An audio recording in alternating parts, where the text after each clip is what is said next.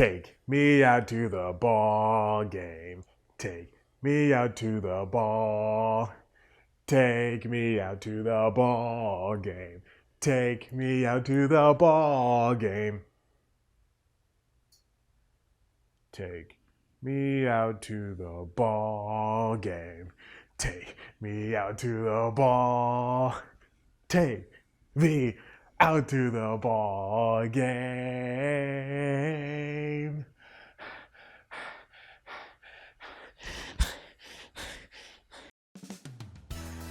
It's news time. Delivering to you the news you didn't know about, the news you didn't care about, and the news you didn't know you cared about. With host, Chad White. Now, here's that host, Chad White.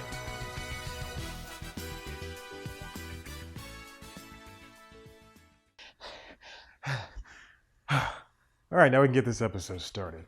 Welcome back to News Time. I'm your host, Chad White, and this is the streaming baseball news you didn't know about. Let's forget that I forgot the words to that entire song, and let's get to this. After soccer, baseball is probably the biggest sport, and it's also probably the largest sport in the world after soccer. Again, maybe cricket too. I don't know. I didn't check up on these numbers, but now, again, after soccer is the latest sport to head to streaming.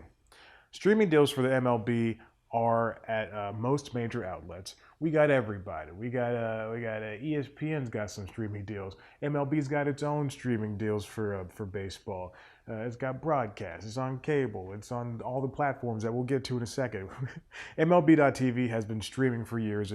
It's been a boon for big baseball fans. You just pay, I think $120 a year or a month or something like that, and you get to watch all the baseball games to your content.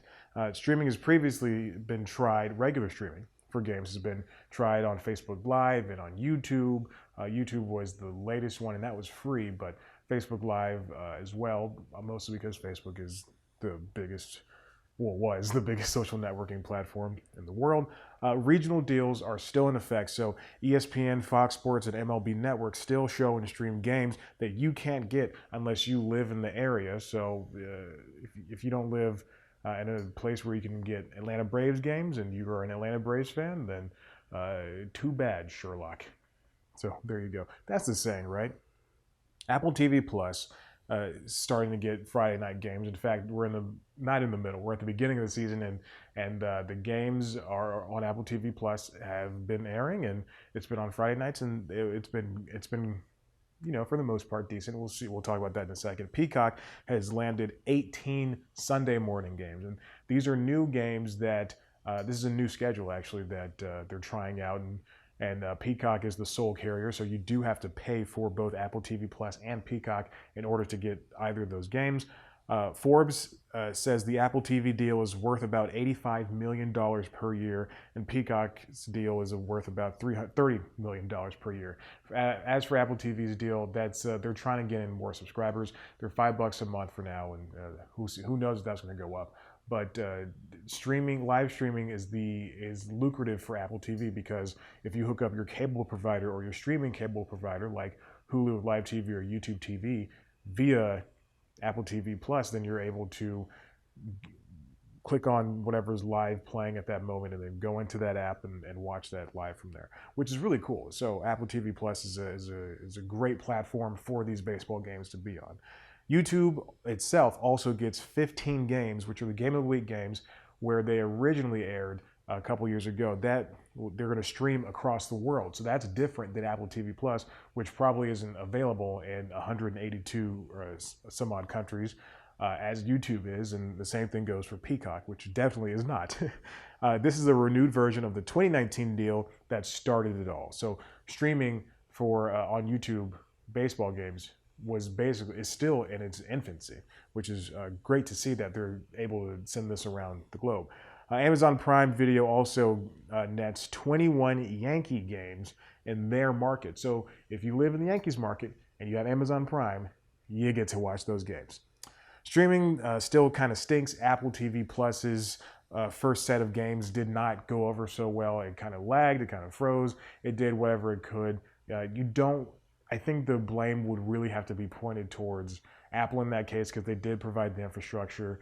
I don't know if for like if you stream the same baseball game on MLB.TV, would it have been just as bad if you stream that game on your local, cable network or your cable provider or your local station? Would it have been the same bad? Who knows?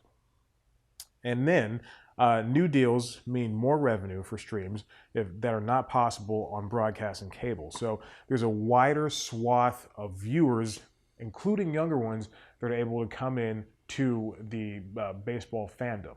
And the problem is it's 162 games per season. And is that too much for new fans? Are they going to be able or willing to keep up with their favorite team if they are even able to watch all the games? Will they be willing to even do so? And also, the other question is, are old fans going to be willing to stick around? Are they going to want to jump from platform to platform just to watch their favorite team? And, who knows? Are these games still available on MLB.TV? Even though I posited that earlier that they probably are and probably should be. Baseball's had its highest ratings in years, including last year's Field of Dreams games, where they recreated the Field of Dreams movie, which it's cool when it happened. It's cool in hindsight, but it does still sound kind of crazy that even happened in the first place. But it was great. It was good. It was good that it happened. And the 2021 World Series also had high ratings. But again, we were in the middle of a pandemic, and these were the first big events for MLB. The same thing happened with the Super Bowl. The same thing happened with soccer and basically every live event. It was the first live event outside of what happened in 2020 because everybody was kind of locked up. And yeah, obviously people were itching for wanting to watch the shows that and events that they'd already come accustomed to. So there we go. Listen, MLB streaming, it's a good deal for whatever's out there. And the problem is that are they spreading out a little too wide? But that's how MLB is going to try to make up for the lack of viewers, and then also they got to get more viewers. So anyway, listen, if you like what you heard here, head to the website cpluscomedy.com, where you can see me swing for the fences on the jokes, right? You can also head to our Twitter and Instagram and follow us at cpluscomedy. You can follow me on Twitter and Instagram at ChadBlackWhite. Like us on Facebook. Listen to the Constitutionals podcast wherever you get your podcasts. And I might actually go buy some peanuts and Cracker Jacks now that I think about it.